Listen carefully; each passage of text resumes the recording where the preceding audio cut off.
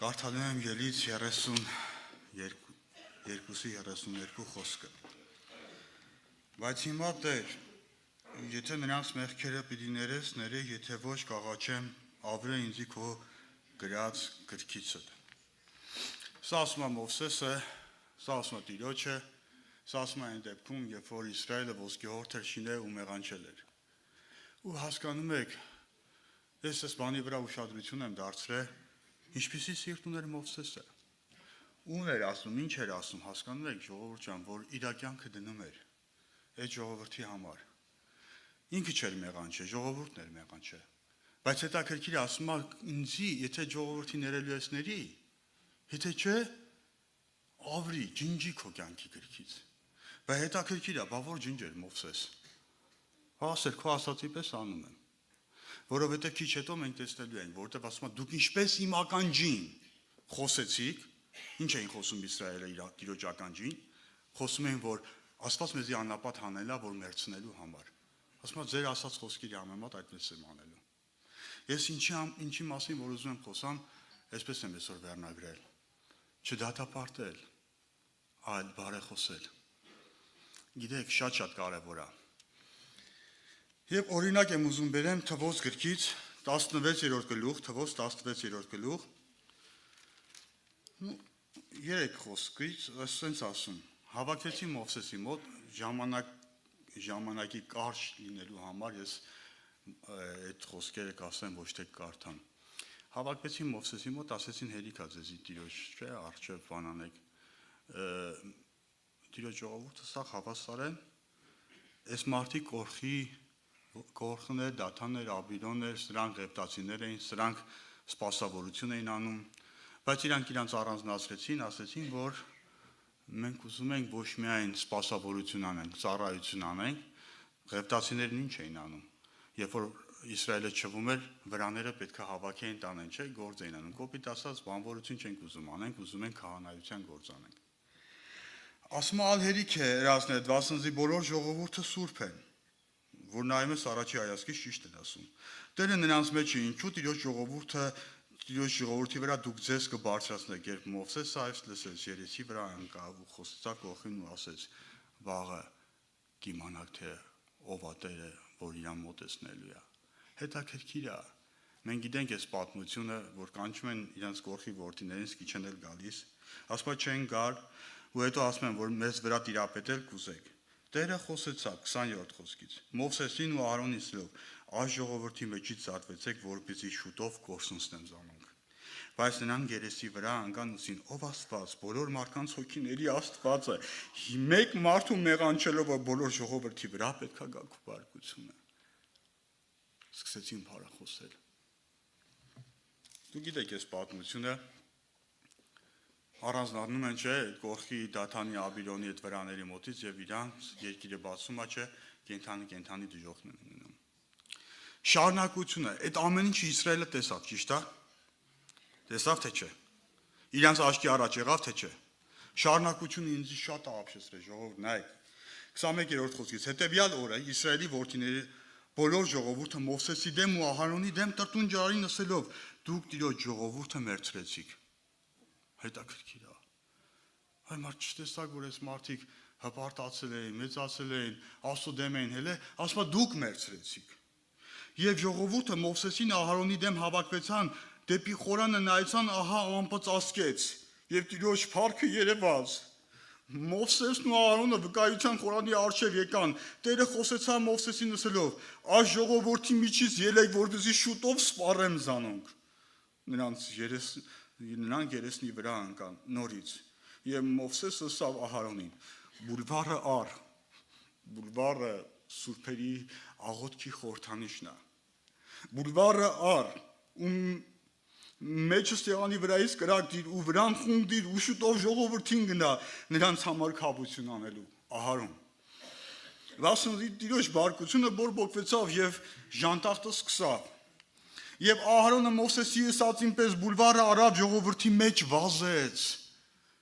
Ինչ սիրտ ուներ Ահարոնը։ Եզեկիել 36-ի 26 խոսքում ասված է նոր սիրտ պետք է տամ։ Ձեր ներսիդի նոր հոգի պետք է դնեմ, ձեր մարմնեղեն, քարեղեն սիրտը պետք է հանեմ ու նոր սիրտ պետք է տամ։ Այդ նոր սրտի մեջ նոր կյանք կա։ Այդ նոր կյանքը չի դատապարտում, այլ բարեխոսում է։ Հետաքրքիր է, չէ՞, այս դրվագում մենք հասկացանք ինչ, որ նորից տրտնջում են, նորից բողոքում են։ Հիմա Ահարոնը կարար ասեր Մովսես, այ մարդ ինչ ելնեմ, խունկը վերցնեմ, մի հատ է վազեմ։ Ոտս կախկցեմ, թող սպարի պրծնենք էլի սրանցից։ Անընդհատ մեր դեմ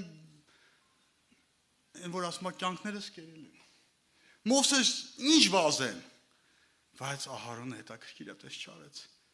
Վազեց։ Եվ ասում բուլվարի վրա խումբ դրավ ժողովրդի հավար քավություն արավ։ Եվ մեռելներին ու ողջերի մեջտեղը կանգնեցավ, մեռածների ու ողջերի մեջտեղը կանգնեցավ։ Այո,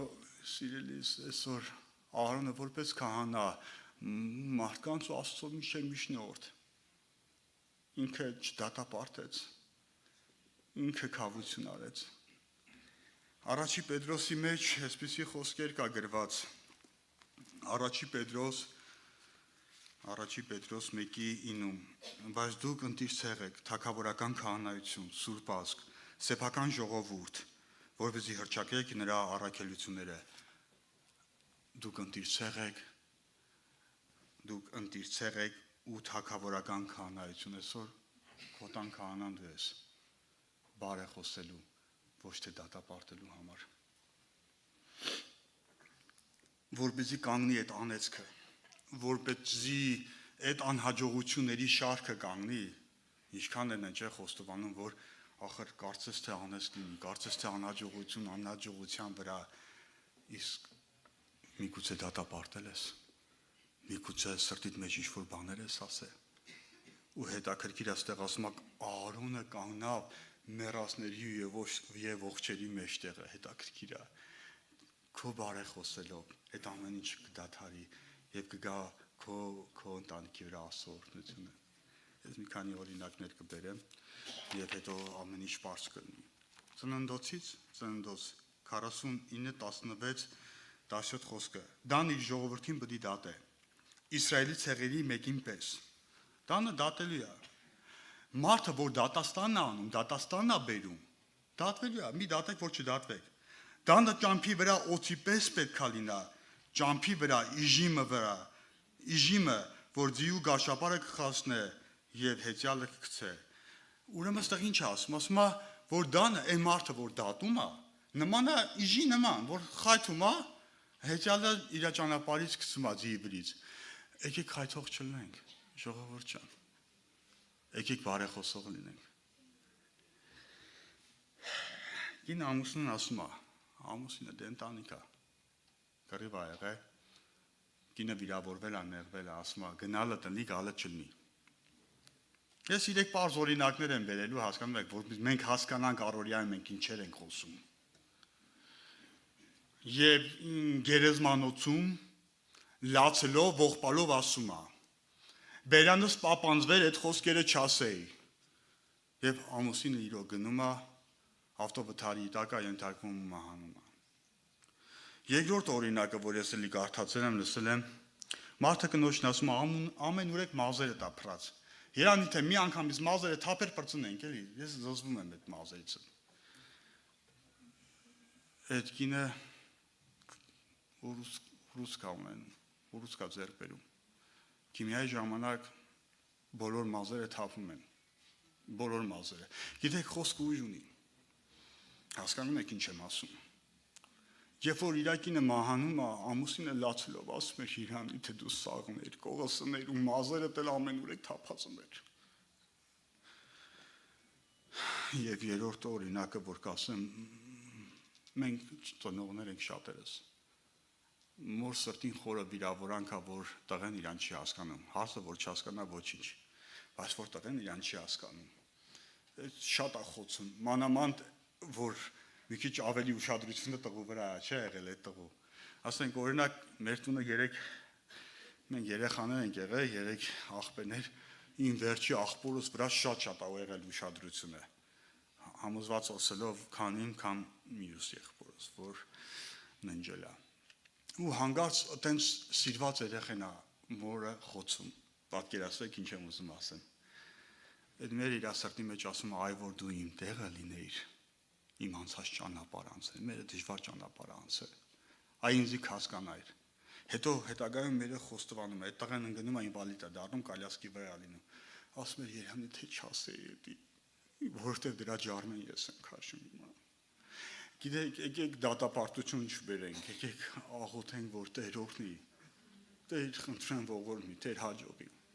Մենք շատ հաճախ ենք ասում, կնանիկ մարդկանց ասում են, ձեռիցդ անբաշարի մեկը, ձեռիցդ մի բան չի գալի, մի հատ մեղ չես կարողանում խփես, այ մարդ չի կարողանում, ոչինչ, աղոթի, ամեն բան կարող եմ ինձ օրացնող Քրիստոսով։ Համաձայն եք, թե չէ։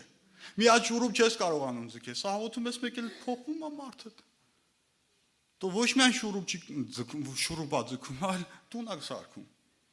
Այդ մի աղոթքը ինչ կարա անի։ Կամ մարդն է չի ասում կնգան, ասենք մի հատ ասեղ չգիտես, բռնել ես ինչ բանը չես կարողանում կարես, այ մարդ աղոթի, մի դատապարտի, մի բեր անեցք խոսքով, այլ աղոթի, Տեր Աստված, ես ես տա մեջ քահանա եմ, թե դատապարտող, ես ես տա մեջ ունենալ քահանայի սիրտ, հասկանում եք, ունենալ քահանայի սիրտ, ինչպես կարա մարդը չդատապարտի, նախ եւ առաջ պետք է ինքը հասկանա տվյալ իրավիճակը, համաձայն եք թե չէ։ Եղբայրներից մեկը մի բան էր պատմում, ասում էր, ու դրսում է եղել, մեծ սուպերմարկետում երեխեն ունենում է պրոբլեմ, հիվանդություն դաուն, այտենց հիվանդություն կա, չգիտեմ, գիտեք թե չէ։ Ասում է եւ ունենում է ցնցումներ, նոպաներ,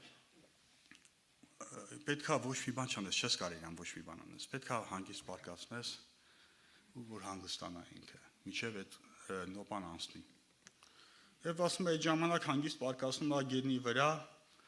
հետ երեխեն ցնցվում է, շատերը գալիս են նկարում են, շատերը որ քսեն ձեռ առնեն, որպեսզի ավելի շատ ուշադրություն չգրավի երեխեն, մերը նույն բաներն անում։ Ու այդ ամեն ինչի մեջից, այդ ժողովրդի մեջից մի հատ կին մոտիկանում է, մոր գլուխը շոյում է, ասում է ես քեզ հասկանում եմ։ Գիտեք, ցավը չբուժվա, պրոբլեմը չլուծվա, ցնցումները շարունակվում են, բայց մեկը կա, որ ինձ հասկանում է, ես ինչ եմ անում։ Այդ ժամանակ դու չես կարողանում դատապարտես, միգուցե ինքն էլ այտենց հիվանդ երեխա է ունեցել, չգիտեմ, այդ ժամանակ դու չես կարողանում անես ու դատաստան բերես, այդ ժամանակ խնդրես, որ Տեր ողորմի, սիրտը ցավում է, կտոր-կտոր է լինում, Տեր, այս հարցը դու լուծի։ Ինչքան է եղել, ուրիշի ընտանիքի մեջ ինչ-որ բաներ ես տեսել, բայց որ քո ընտանիքի մեջ արդեն քո կաշվի վրա ես դու զգում, էլ աչ ես անում, ասում ես Տեր գտա։ Գիտեք, կար մի մարդ Դավիթ անունով, մեղանչել էր այս մարդը, մարգարեն եկավ ասեց ընտրի, կամ թշնամիներդ քո վրա պետք է հարձակվեն, կամ ժանտախ պետք է լինի, կամ էլ սով։ Մարգարեն ասեց ծանր վիճակի մեջ եմ Դավիթը, մարգարեին, բայց ավել լավ է Տիրոջ ձեռքը ընկնենք, քան թե մարդկանց ձեռքը, Տիրոջ ձեռքերի մեջ գթություն կա։ Եվ գիտեք, հետաքրքիր մի հատ բան եմ ես նկատել, այդ նույն պատմության մեջ, որ առաջին մնացորդածի մեջ է ասում, առաջին մնացորդած 21:17-ում Դավիթը ինչ խոստովանություն է անում, Տիրոջը, Դավիթը ասոսավ, ահա ես պատվիրեցի, որ ժողովուրդը համրեն, իրա մեղքն է խոստում, ես եմ, որ մեղանչեցի, մեծ չարություն արեցի, այս ոչխարներն ինչ են արել, հասկանում եք, այս ոչխարներն ինչ են արել, որպես դու քո ես ու դու մեր տան քահանա, Ահարոնը որպես քահանապետ լանջապանակ ուներ իր կրծքի վրա կրում Իսրայելի 12 ցեղերի հաշվով 12 քարեր կար, եւ 12 ցեղերի համար բարեխոսություն էր անում։ Եկեք բարեխոսություն անենք։ Ասենք մենք ենք մեղաչը, իրանք ինչ են արել։ Մենք ենք մեղաչը Տեր։ Եվ եղբայրը հիշեցրեց Եբրայեցիս 4:15-ը։ Մենք այնպիսի քահանապետ ունենք, որ ամեն փորձառություն ունի, բայց առանց մեղքի։ Ես շատ հաճախ ասում եմ Տեր, ես այս բանը խելքիս չի ասում, ո՞նց անեմ։ Դու բոլոր փորձառություններն ունես։ Ինձ սովորացրա իմ բարի քահանապետ։ Ինձ սովորացրա ասնելու այս ճանապարհը առանց մեղքի։ առանց դատաստան բերելու, առանց մեղանչելու։ Երբ որ Տեր Հիսուսը խաչի վրա էր, դուք հիշում եք, իրանց աղրում էին, անարգում էին, հայոյում էին, արդեն խաչել են, կարծես թե կուլմինացիան, արդեն խաչել են, խաչված մարդուց ինչ պետք ուզեն, այդ վաղտել են ծաղրում, եթե դու Աստծո որդին ես, հələ խաչից ինչի, եւ այլն, հայոյում են, քեզ ազատի, մեզ ազատի։ Տեր Հիսուսը ասեց, կարծում եք չեմ կարա հորը աղաչեմ, 12 գունդ հրեշտակ իջացնի ստեղ։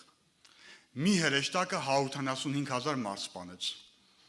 12 գունդ հրեշտակը ինչ կարա անի ես եկիր մոլորակը։ Փոշիացնի։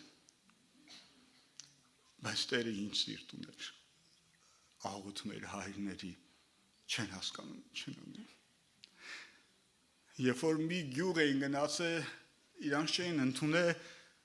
այս աշակերտներն ասեցին, աղոթեն երկնքից կրակ իջեցնի, սրանց սատկացնի, ինչպես որ Եղիան էլ արեց։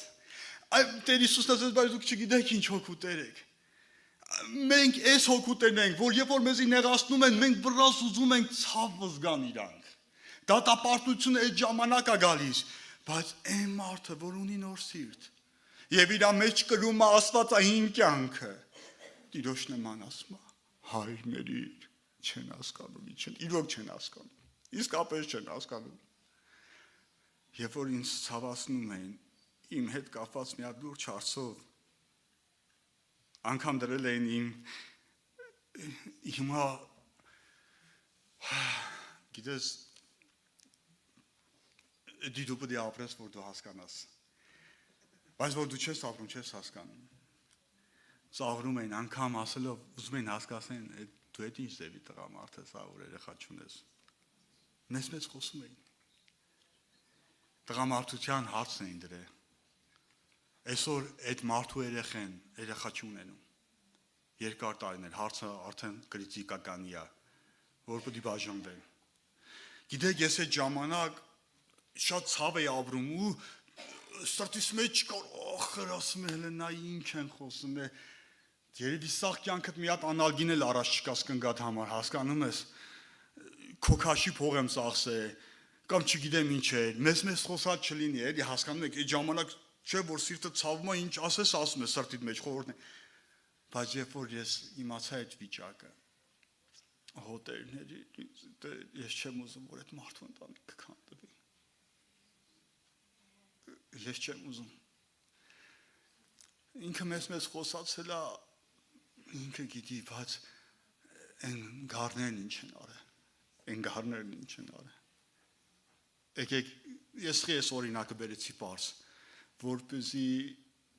ինչքան է սիրտդ կսկծացնեն, ինչքան էլ դաղեն, ինչքան էլ մղկտացնեն, եկեք մեր Տիրոջ նման դատապարտություն չբերենք, համաձայն եք, եկեք ասենք, հայր, ներիր, չեն հասկանում ինչ են անում։ Ես մոտիկ անում եմ եզրափակելուն, Առաջի Պետրոս 3 գլուխ 9 խոսքից, չլինի, որ չարության փոխարեն չարություն հատուցանեք, կամ նախատինքի փոխարեն նախատինք, ընդհակառակը օրհնեցեք, գիտենալով, որ սրա համար եք անչված։ Ինչ անենք, օրհնենք, գիտենալով, որ սրա համար ենք անչված։ Ասնձի ով է ուզում, որ կյանքը սիրել, կյանքում պրոբլեմ չունենա, հիվանդություն, դժվարություն չունենա, թող լեզուն պահի չարություն խոսալուց եւ իր շրթունքները նենգություն խոսալուց։ Դադարենք եղբայրներ քույրեր, դադարենք դատապարտելուց, թող չարությունից ետ քաշվի եւ բարություն անե, խաղաղություն փնտրե եւ նրա ետևից գնա։ Այս ամեն ինչի մեջ եթե դու տեսար, որ դու պրոբլեմ ունես, կան խոստովանության մի հատ Տիրոջ առջև։ Առաջի Հովանու 2:1-ում ասում է, եթե խոստովանվենք մեղքերնից, եթե ասենք մեղք չեն գործել, սուտ ենք խոսում, բայց որդյակներ, այս բաները ձեզի գրում են, որպեսզի մեղք չգործենք, եթե մեղք գործելու լինենք, հորքով բարեխոս ունենք Հիսուս Քրիստոս արդարը, իր անունը փառավորվի։ Պատերազմի